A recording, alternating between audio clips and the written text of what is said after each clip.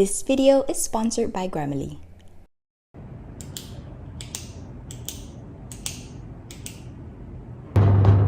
So, you're kinda screwed. You're not prepared for your exam, but you're watching YouTube videos? Shouldn't you, I don't know, study right now? Instead of making yourself feel stressed, then you procrastinate because you're stressed, which in turn makes you more stressed, and now you're also anxious. It'll take a little bit of time before you learn how to stop torturing yourself, but in the meantime, bestie, here are some last-minute study tips for your exams to save your grades. If you're someone that has a habit of cramming for exams, listen to the last study tip. No teacher taught me this and it actually saved my grades. Here's a sneak peek. When exam starts, do not open your paper. Flip to the back. Then, be sure to watch till the end of the video to know what that study tip is. First, skip the questions, copy the answers. Now, I'm not asking you to cheat during your exams, okay? Basically, during revision, you ideally want to read your textbook first, then do questions. But if you seriously have no time, take your past year papers or sample questions, just write down all the bullet points or answers from the marking scheme. Study these model answers. Only refer to your textbook if you don't understand anything to save your time. I usually do this a day or two before exams if I just want to reinforce some extra knowledge without having to do questions. But this study tip is also really effective if you don't know anything and you want to cram. You'll automatically be studying exactly what the teacher or marking scheme wants. Next, save your time and skip to the back. In the beginning of each chapter of every textbook, there will be a section outlining all the key points in the chapter. This is not what we want to focus on right now because we are rushing.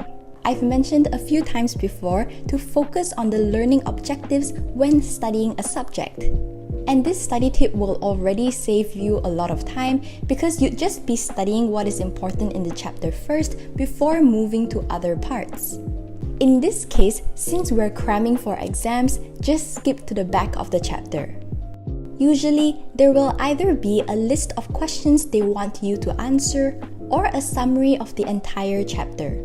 Read the summary, highlight any keywords you don't understand, and work backwards from there. If there are questions, answer the questions. A lot of the time, the exam will just pick these questions, then twist and turn the way they ask them, but the concept and the answers are similar. So take advantage of the last page of every chapter. Next, another time-saving tip. I'll tend to write a lot of essays when exam season is coming, and if I want to get them checked super fast, I just use Grammarly. I've been using Grammarly since secondary school because it's free, and since a lot of you are having exams in March, this tool will also help you expand your vocabulary and improve your essays as it has premium vocabulary suggestions that will replace your boring words with better ones. Basically, Grammarly is a digital writing assistant that improves your writing, helps you be more productive, and saves you time. Just download Grammarly into your desktop, then you can use it anywhere such as Google Docs. The Setting Goal feature ensures that everything you write has the right tone and formality. The Overall Score feature makes sure that you meet your assignments and presentation requirements as it helps calculate reading time, speaking time, and vocabulary. I seriously use Grammarly for everything from checking my emails to writing my 1,500-word essay for economics to make sure that my essay stood out. Since it's exam season and it's a new semester, make sure that you're prepared to tackle all those essays by going to grammarly.com/fayfilms to sign up for a free account. And if you want extra features, such as premium vocabulary suggestions, upgrade to Grammarly Premium for 20% off using the link in my description box. Next, make it short and intense. I went to a lecture conducted by the University of Melbourne and they talked about a time management technique called FRILS, Frequent, Regular, Intensive, Limited Sessions. Basically, if you want to do a study marathon where you study the whole day, make sure that your study sessions are short but intense. That way, you'll have the stamina to sustain until the night. So let's just say you want to study for 8 hours in a day. You study for 2 hours first from 8 a.m. to 10 a.m., rest for 30 minutes, study again for 2 hours, rest for 2 hours, study for 2 hours again, then a 3-hour break. Get this, you studied for 8 hours, but you also had more than 5 hours of rest time. How amazing is that?